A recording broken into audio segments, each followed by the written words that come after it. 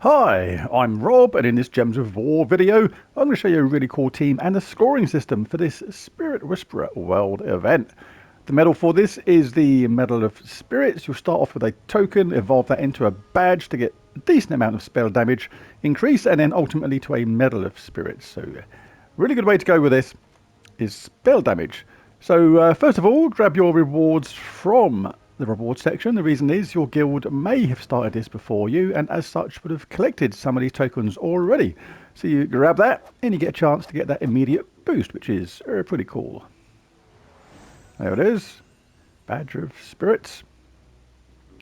Right, now the scoring for this is pretty straightforward. There are 6 battles you can encounter during the event: Sandshark, Barghast, Arcturian, Basilisk, the Great Maw, and Flaming Oni. The first 5 battles are chosen randomly, but they all have an equal chance of appearing. The battle against Flaming Oni will only appear after you have won 4 other battles. Once you've defeated Flaming Oni, all battles reset, and you need to fight another 4 battles to spawn Flaming Oni again. So really straightforward. Next up, you want to go to the shop and grab yourself a tier 1. This will give you a potion of enchantment, which is really cool. Means all your troops will start enchanted at the start of each and every battle for the entirety of this event. Really cool. And you get some other stuff at the same time: another token, some troops, event sigils, and more.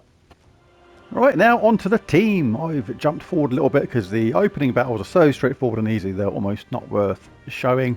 So we'll fight Flaming Oni and show the team. As ever, a no mythic team for the benefit of newer players who don't have many mythics and things like that. But I will show a couple of the other options you can use as well if you do have those kind of troops. But here we're going to be using Rage Reaver, 2 times Mechator and Gorgon.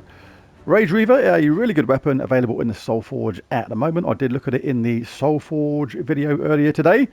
Deals splash damage to an enemy, creates 4 red gems boosted by Tauros allies. So the more Tauros allies you have in your team, the more red gems you're going to create. And that is for the benefit of all our other troops. So it's going to be really cool. We are in Shaman class for this, which is a Tauros class. So the hero counts, so you get more red as well. All Tauros allies start with 50% mana. And the champion talents: Ferocity, Leading Light, Root Trap, Dawn's Aura.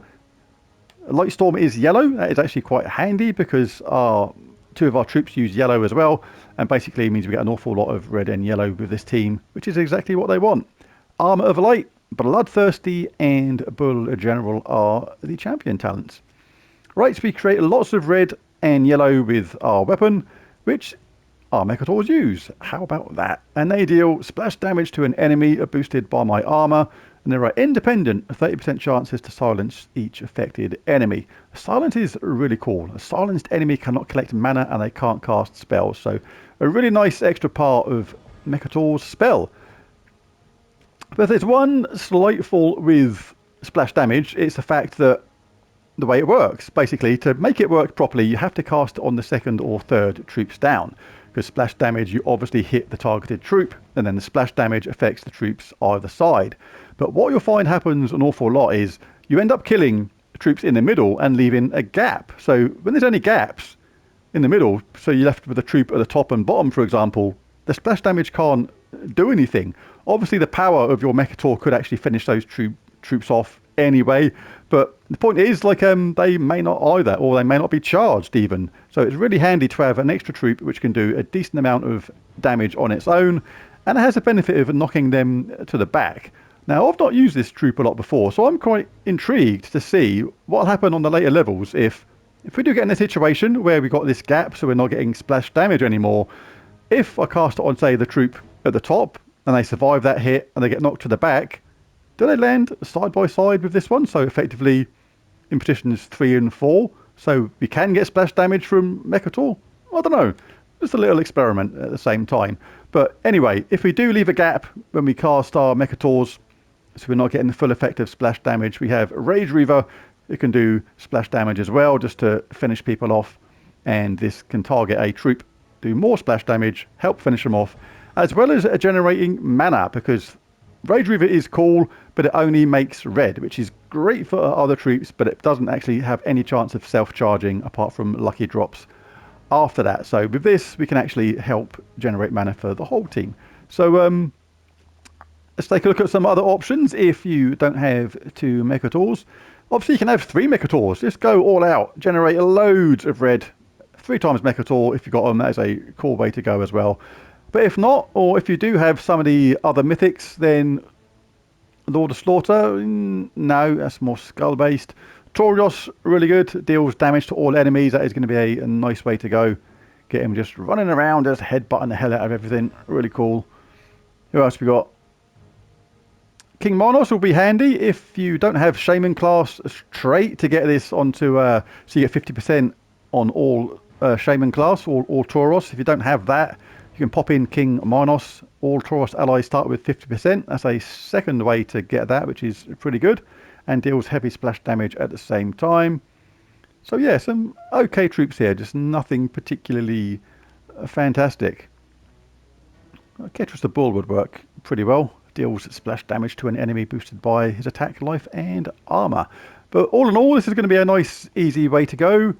Banner for this, +2 brown, +1 yellow, -1 purple.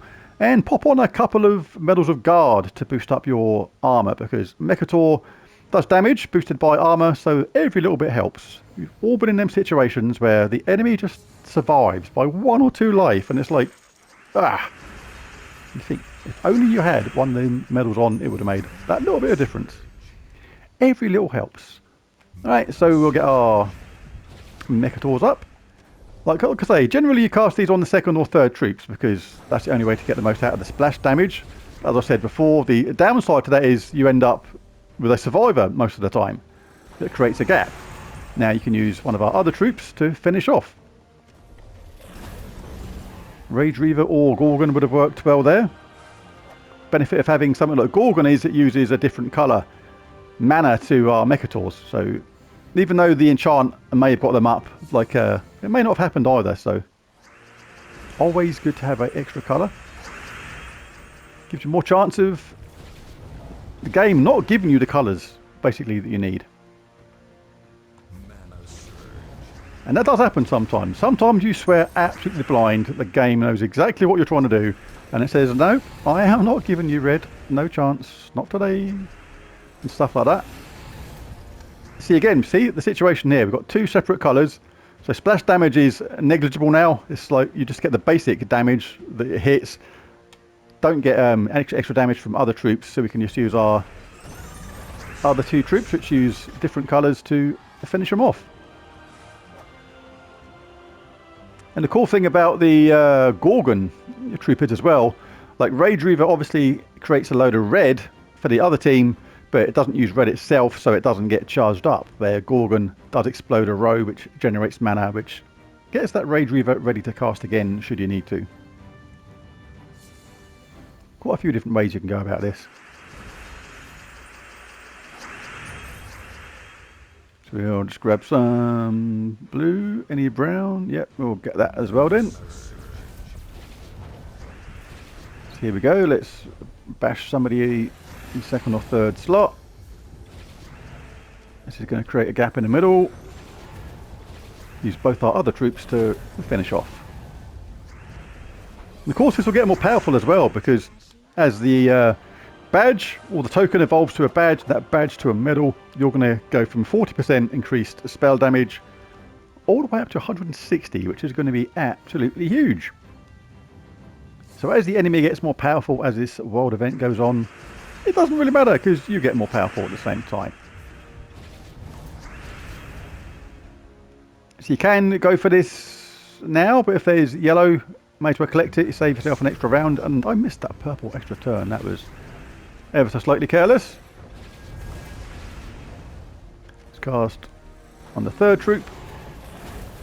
So now we're going to get some lingerers. They're going to start surviving a bit now, I think. But there we go, we've got that extra mana. Let's give them a wallop. They've been silenced. No mana for you, Sonny Jim. You're gone.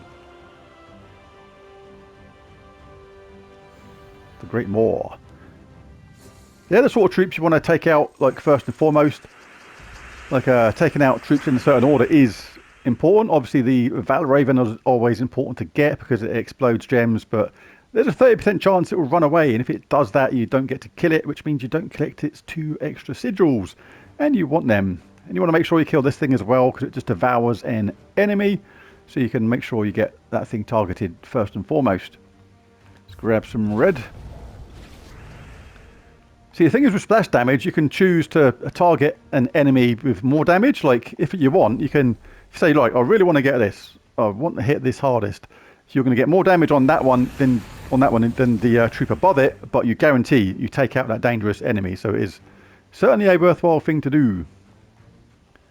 Right, we can cast that. That was a complete waste because I don't need to cast that. My weapon was nearly ready. Let's chuck that in the middle and finish off with our Rage Reaver.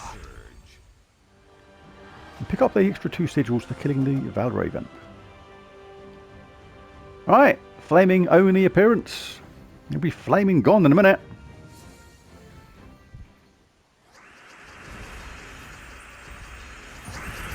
Let's grab that red, thank you kindly. Right, now we can cast these on the 2nd or 3rd troops down. If you want to take out the most dangerous opponent first, make sure you hit them first and foremost. Then when you do the 2nd lot of splash damage, hit it on the troop above. Unless you specifically want to take out that 2nd troop, of course. And got charged up again, and yeah, whoever you like. Pick your poison, so to speak. 6 tusks. When you get the Great Maw or the Basilisk, go for the Great Maw. They are worth more points.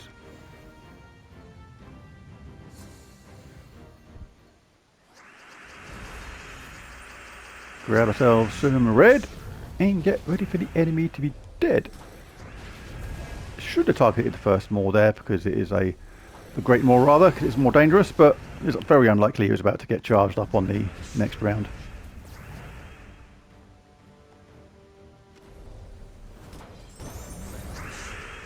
Oh, I should have done this, see if it done what I think it might do and put the enemies side by side. Still didn't get to try that out properly. That knocking to the back mechanic. Right, I'm going to buy another tier then, just to try it out. Evolve. Right, so what's the highest level? The Basilisk's a higher level, but a Great Maw is more points. Oh, we've got a Great Maw level 80 here, that'll do. Right, so I am going to try and test this theory about if we clear off the 2nd and 3rd enemies and then we knock them to the back when we do that damage to the top troop, does that put them side by side with the bottom troop so we get more effect from this splash damage? I don't know if it'll have any real effect on this game, but I'm just interested to find out because that's the kind of person I am. I like to know this stuff. Right, so I'm going to save that spell from them. So I'm going to cast them. Actually, I don't want them to die, so I'll cast it there. Right, so let's wallop them. And let's wallop them, because I don't want this one to die. Right, so I've got the troops in 1st place and last place now. Trouble is, are they going to die? No, they're not. Good. And knock them to the back. So if that gets knocked to the back and ends up side by side, because it's not switching 1st and last place. If it said switch 1st to last place, that is different. That would be in the same order. But I want to see if now, when I cast this on them, they end up side by side with them. Because if they did, then that makes splash damage a better thing. So let's try it out. Oh, they died. Do you get a boost? Oh no, yeah, I got the boost from the token in the middle, didn't I? So, yeah, that was failed.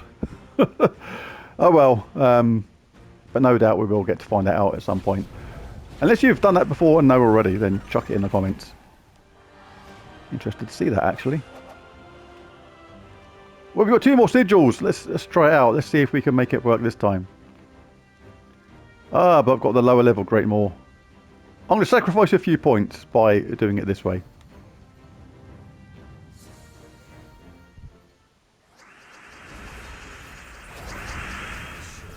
Right, so let's try and keep a couple of these enemies alive. Probably just splash damage though, yeah. Killing them off quite quickly.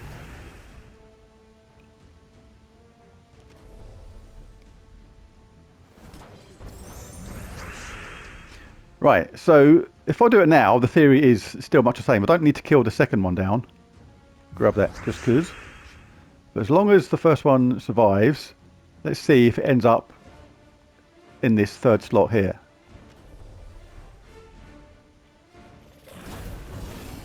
It did.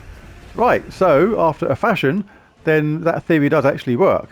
So if you had that gap, because you killed enemies with these Mechators, so you had a surviving troop in first place and fourth place, if you cast a troop like this and it knocks them to the back, they end up next to each other again, which means you do get benefit once more from your splash damage. So that was actually, after a fashion, like I said, a worthwhile experiment. So yeah, got there in the end.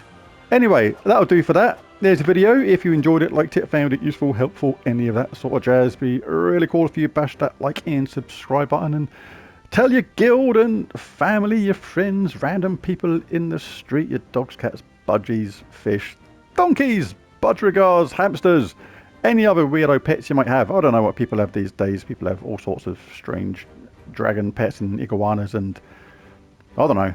I'm waffling again. But I've done enough for this video. That will do for that one. And I'll catch you again next time. Thanks for watching. Bye for now.